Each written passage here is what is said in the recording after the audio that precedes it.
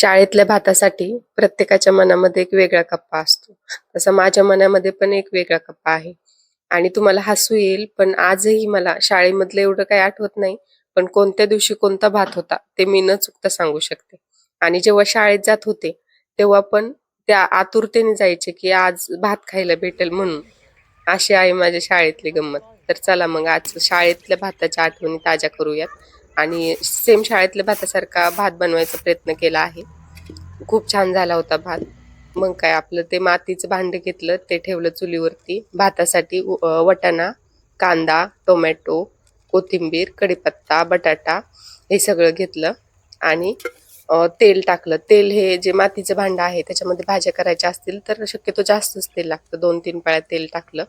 जे आपलं रेशनचं कुपनाचं तांदूळ असतं ते घेतलंय मी आणि त्याच्यामध्ये थोडी मूग डाळ टाकली आहे. जो आपला कांदा आहे तो ह्याच्यामध्ये लाल करून घ्यायचा. मग नंतर कढीपत्ता टाकून त्याला तडतडून द्यायचा. मग टोमॅटो आणि ओली हळद घेतली मी किसून. ती लाल झाल्यानंतर बटाटा, नंतर वाटाणा. मला वाटाणा प्रचंड प्रमाणात आवडतो, त्याच्यामुळे मी जरा जास्तच वाटाणा टाकलाय. हे सगळं परतून घ्यायचं चांगलं. त्याच्यानंतर मग आपला घरचा मसाला, मीठ. हे झाल्यानंतर मग आपलं जे तांदूळ आहे, तांदूळ आणि डाळ ते टाकायचं. ते पण सगळ्या मसाल्यामध्ये परतून घ्यायचं मस्तपैकी. एकदम असं त्या तांदळाला सगळं मसाला लागेल असा. आणि नंतर हे परतून झाल्यानंतर पाणी टाकायचं गरजेनुसार. आणि मग काय आपलं भात आता तयार आहे उकडण्यासाठी. मस्तपैकी गरम गरम भात एवढा भारी लागला, एकदम म्हणजे शाळेचीच आठवण करून दिली.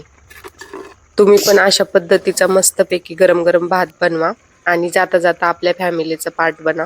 आपल्या चॅनलला सबस्क्राईब करा. तुम्ही खूप जास्त सपोर्ट करत आहात त्याबद्दल धन्यवाद.